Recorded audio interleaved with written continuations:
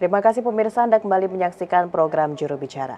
Baik Pak Dirjen, ini adalah hal yang sangat penting kita berikan himbauan juga kepada masyarakat karena mengingat walaupun masyarakat sudah membaca begitu Pak apa saja komposisi yang ada di obat tersebut, mencari tahu di internet dan segala macam, namun tetap harus ada hal-hal yang benar-benar diperhatikan agar kasus ini tidak semakin merebak terjadi di Indonesia. Seperti apa himbauannya kepada masyarakat khususnya orang tua yang menjadi khawatir atas kejadian ini Pak Dirjen? Iya, yang pertama tentu saja orang tua harus memahami penyebab gagal ginjal akut pada anak. Tadi saya sudah sampaikan yang pertama karena racun yang dalam hal ini sudah dideteksi oleh Kemenkes dan BPOM. Ini racun ini berasal dari zat yang ada di dalam obat sirup atau obat cair untuk anak-anak.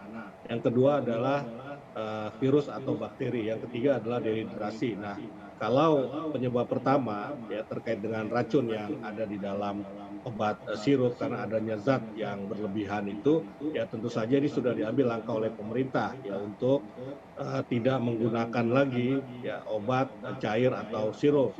Nah, yang kedua tentu saja penyebabnya bakteri ataupun virus, kita harus hindari ini.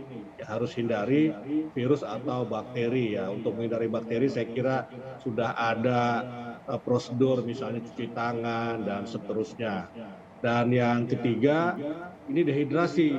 Ya, orang tua ini kadang-kadang yang ketiga ini yang barangkali perlu juga kita imbau agar banyak memberikan minum ya cairan air putih yang paling bagus kepada anak-anak, apalagi kalau anak-anak aktivitasnya sangat tinggi, jangan sampai mereka kekurangan cairan dan dehidrasi. Kemudian yang lain lagi ini kan tadi pencegahan ya. Yang kedua tentu saja kita juga harus memantau anak-anak kita, ya perlu waspada kalau ada anak balita yang memiliki gejala misalnya sulit buang air seni, sulit buang air kecil begitu, frekuensi buang air kecilnya juga jarang-jarang begitu ya, atau juga ada gejala-gejala seperti demam, kemudian diare, batuk pilek, mual, muntah. Nah, ini segera saja dirujuk ke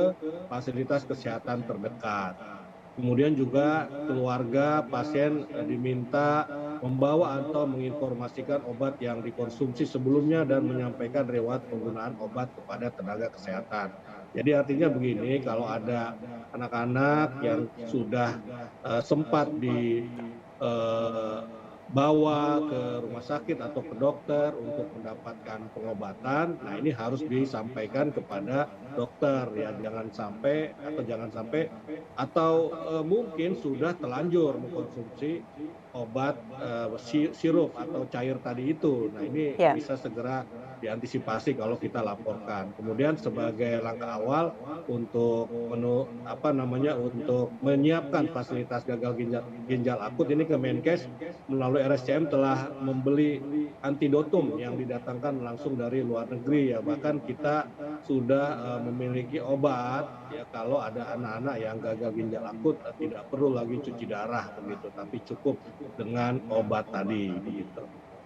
Baik Pak Dirjen, itu adalah salah satu hal yang harus dilakukan oleh orang tua agar tidak terlalu khawatir akibat dari gangguan gagal ginjal akut tersebut. Tapi satu lagi yang paling penting Pak Dirjen, dalam hal ini juga merupakan tugas dari Kementerian Komunikasi dan Informatika, masyarakat yang khawatir akan beredarnya berita bohong mengenai kasus ini dikaitkan dengan beberapa hal seperti yang sudah Bapak sampaikan tadi, tidak ada kaitannya dengan vaksinasi COVID-19 dan kedepannya bagaimana masyarakat bisa cerdas dalam di dunia maya Pak mengenai informasi Iya.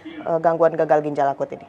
Ya, jadi bisa saya sampaikan bahwa disinformasi atau hoax yang paling banyak di Indonesia dan saya kira juga di dunia ini adalah tentang kesehatan.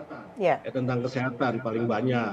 Nah, karena itu masyarakat harus hati-hati ketika mendapatkan informasi terkait kesehatan. Ya, lakukan cek and recheck. Ya, caranya bagaimana bisa bertanya, ya kemudian bisa merujuk ke media mainstream, karena media mainstream ini Ya. biasanya mempunyai mekanisme fact checking atau cek fakta. ya untuk mengklarifikasi satu informasi itu betul atau tidak. Umumnya kalau sudah terkena cek faking ini, cek cek fakta ini itu informasi tersebut tidak benar umumnya seperti itu. Nah karena itu silakan merujuk ke media-media mainstream ya, lihatlah di Google, di googling saja begitu kan, apakah betul informasi itu. Nah saya kira dengan demikian kita tidak akan terpengaruh oleh informasi sesat tadi itu. Nah Ya. kemudian masyarakat kalau menemukan konten-konten hoax, disinformasi terkait dengan kasus gagal ginjal akut pada anak ini bisa melapor ke aduankonten.id Baik Pak Dirjen, dan tentunya dan masyarakat, Kominfo akan segera melakukan take down. ya. Baik, tentunya masyarakat di sini kita minta untuk bisa cerdas juga dalam menerima berbagai informasi yang tersebar di media sosial.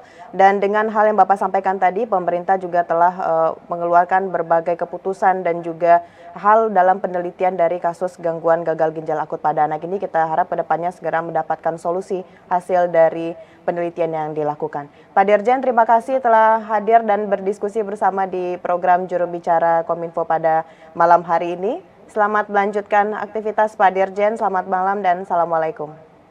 Waalaikumsalam. Baik pemirsa, itulah dialog kita bersama dengan Dirjen IKP Kementerian Kominfo Republik Indonesia Bapak Usman Kansong mengenai waspada gagal ginjal akut serang anak-anak. Dan pemirsa, terima kasih bagi Anda yang telah menyaksikan. Saya Mona Azari pamit, selamat jumpa dan selamat malam.